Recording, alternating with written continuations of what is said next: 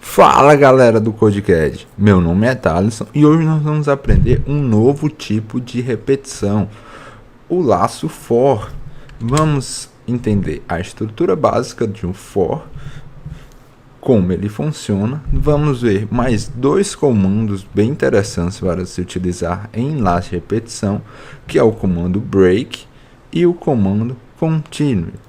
E depois vamos resolver algum exercício utilizando o conhecimento que nós adquirimos nessa aula. Vamos para a prática? Estou aqui no CodeBlocks. Vamos criar o nosso arquivo. Vamos salvar como CodeCad 08.cpp. Criar ou incluir nossa biblioteca IOStream. Agora utilizar using namespace std e escrever nossa main. Vamos lá. Hoje nós vamos ver o for. O for é bem semelhante ao while, com algumas pequenas diferenças. Vamos lá. Como é a estrutura do for? Nós vamos escrever uma inicialização, ponto e vírgula, depois uma condição, depois uma atualização ou incremento. Como assim, cara? Como assim eu vou escrever uma inicialização, depois uma condição, depois um incremento? Vamos comparar isso aqui com o while. Vamos lá. No while da aula passada, o que é que nós fizemos? Nós escrevemos while e uma condição. E aqui nós escrevemos os comandos. E aqui também vamos colocar comandos. Tudo bem? Foi isso aqui que nós fizemos, né? No nosso while. Só que nós vimos o quê? Que para utilizar variáveis nas condições, eu deveria antes inicializar ela. Então eu colocava um x recebendo algum valor aqui, né? Eu primeiro inicializava uma variável para que eu pudesse utilizar na condição. E nós vimos também na aula passada o que ao final dos comandos, se eu estou utilizando alguma variável aqui, eu tenho que alterar o valor dela, porque se eu não alterar o valor dela, esse while nunca vai chegar a ser falso e ele vai se repetir eternamente em um loop infinito. Então nós vimos que ao final dos comandos nós devemos escrever uma atualização ou incremento das variáveis, né? Dos valores das variáveis que nós utilizamos aqui nessa condição. Então, essa estrutura aqui que nós vimos do while é resumida nessa estrutura do for. No lugar disso aqui, a gente escreve aqui nossa condição, nós escrevemos na condição, e a atualização nós escrevemos no terceiro campo do for. Tome muito cuidado com essa separação e de ponto e vírgula. Muita gente que está começando confunde esse ponto e vírgula para separar com uma vírgula. Se você escrever a vírgula, vai estar errado. Lembre-se, for utiliza ponto e vírgula. Agora vamos lá. Vamos fazer um exemplo de for aqui. Vamos lá. Eu posso colocar uma variável x aqui. Como no for já tem a inicialização, eu posso escrever a minha inicialização já no primeiro campo do for. Eu não vou colocar aqui. Vamos lá. Eu posso colocar para x começar com valor 5, com valor 1, desculpe, ponto e vírgula. Agora eu vou fazer minha condição, a mesma que a gente fez na aula passada. Qual foi? Enquanto x for menor ou igual a 5, eu vou fazer outra coisa. O que? X recebe x mais 1. E para cada interação eu vou imprimir o valor de x. Vamos executar isso aqui. Perceba, a saída dele é a mesma saída utilizando um while que a gente fez na aula passada. Iniciando x com valor 1, a condição sendo enquanto x for menor ou igual a 5, e a atualização do valor x de 1 em 1, ou seja, x recebe x mais 1. Tudo bem? Resumidamente, o while, ou a diferença do while e o for é isso, que o for, ele, resumidamente, já traz aqui os campos para a gente colocar alguma inicialização de valor de variável, a mesma uma condição mesmo que o while, e um campo para a gente colocar as atualizações das variáveis que nós vamos utilizar aqui. Tudo bem? Nessa atualização, você raramente vai ver um código escrito para atualizar x mais 1 dessa forma. O que é que normalmente é feito? Vamos escrever aqui em cima. Você escrever x recebe x mais 1 também pode ser escrito da seguinte forma: x mais mais. Você escrever isso tem o mesmo efeito de você escrever isso.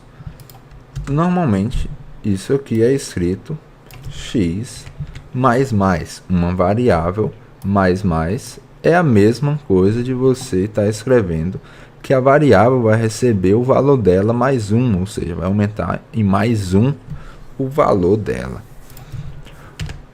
Caso você queira diminuir o valor dela, ou seja, colocar para x receber x menos 1, você pode escrever de forma semelhante disso aqui, ó. Você pode escrever x menos menos. Aqui você vai estar falando que uma variável x vai diminuir 1 do valor dela. Tudo bem? Então, vamos executar outra vez esse código com a nossa atualização utilizando x mais mais. Perceba que são os mesmos valores, esse código é a mesma coisa do antigo, só mudou a forma de escrita. Sempre que eu escrever x mais mais, eu estou querendo falar que eu vou aumentar mais 1 no valor do meu x. Ou seja, escrever uma variável mais, eu estou falando que eu vou aumentar o valor dela em 1. Muito bem. Vamos ver dois novos comandos, o comando break e o comando continue.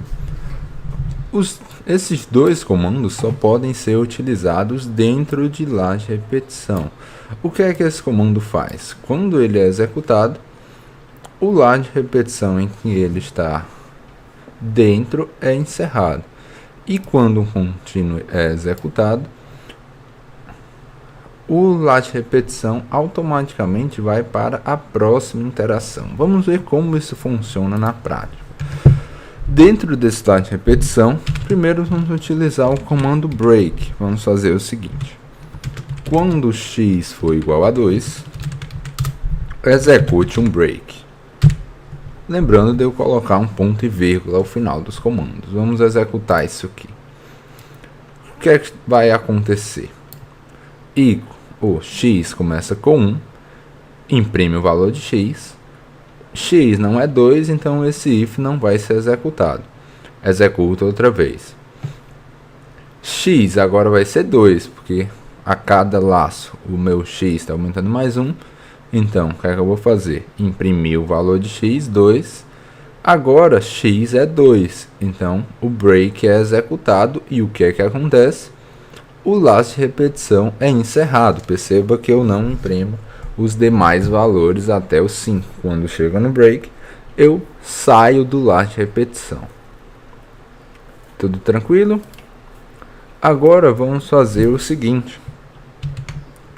Vamos mudar a ordem aqui e vamos utilizar o comando continue. O que é que esse comando vai fazer? Quando chegar no 2, eu vou ir para o próximo last de repetição, ignorando os próximos comandos que vai ter dentro do laço. Chegou no continue, passo para o próximo, para a próxima repetição do meu laço. Vamos aqui, vamos executar.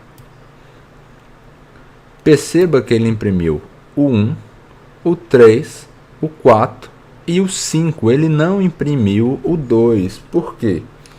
Porque quando chegou no x igual a 2, ele verificou que x era realmente igual a 2 e executou o comando continue, ou seja, passe para a próxima interação do meu laço e ignore os comandos que estão posteriores ao continue. Então ele não imprimiu o meu x quando ele é igual a 2.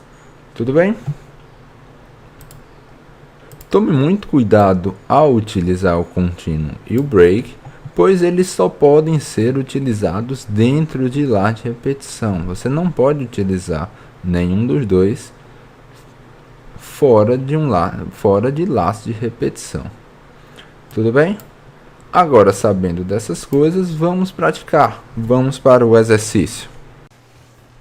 Agora vamos exercitar o last de repetição for resolvendo um exercício. Vamos resolver esse exercício CAD Score. Esse exercício, o resumo dele é o seguinte: ele vai dar uma pontuação inicial P e N variações de pontuação. Depois vai informar quais são as variações de pontuação que aconteceu e é para você imprimir a pontuação final. Com um detalhe que nunca a pontuação pode ficar maior do que 100, ou seja, se por um acaso a pontuação ficar maior do que 100, ela deve voltar a ser 100, porque ela nunca pode ser maior do que 100. E o outro detalhe é que a pontuação nunca pode ser menor do que 0, ou seja, se a pontuação por um acaso ficar negativa, ela tem que ficar sendo 0, porque não pode ter uma pontuação menor do que 0. Vamos fazer esse problema. Primeiro vamos ver quais variáveis nós vamos utilizar. Vamos utilizar uma variável P para ser a pontuação, o N para ser quantas variações de pontuação vão existir, e uma variável V, que vai ser a variação de pontuação. Agora vamos ler o P e o N. Pronto, já li a qual a pontuação inicial e quantas variações de pontuação vai existir. Agora, para fazer repetir N vezes, para que eu consiga ler N variações, eu posso utilizar o last de repetição for. Para isso, eu utilizo for, declaro uma variável i para começar sendo 0, enquanto i for menor do que n, e mais. Fazendo isso aqui, eu faço tudo que eu escrever entre as chaves repetir exatamente n vezes, né? Porque o i vai ter os valores de 0, depois de 1, de 2, de 3 até n-1. De 0 até n-1 vai repetir n vezes. E cada repetição, o que é que eu vou fazer? Eu vou ler qual é a variação de pontuação, aplicar a variação de pontuação à minha pontuação e checar. Se ele ficar maior do que 100, volta a ser 100. Se ele ficar menor do que 0, volta a ser 0. Então vamos fazer isso. Vamos ler a variação. Lemos a variação. Vamos aplicar a variação na minha pontuação, ou seja, P vai receber P mais a variação. Se por um acaso P ficar com um valor maior do que 100, o que é para acontecer? É para ele ser 100, né? Porque o máximo é 100. Então, se ele ficar com um número maior do que 100, a gente faz ele voltar a ser 100. Se por um acaso P ficar negativo, menor do que 0, ele não pode ficar negativo. Então, o que é que a gente vai fazer? Vamos fazer ele ficar sendo 0.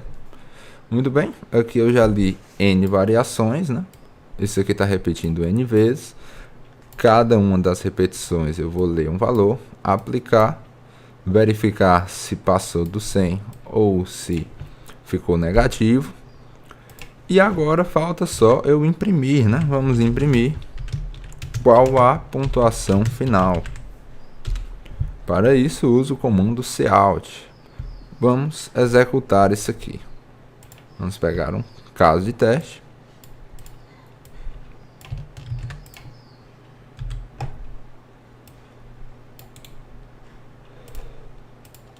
Colar. E deu 53, que era realmente o que ele estava esperando. Agora vamos para o segundo caso de teste.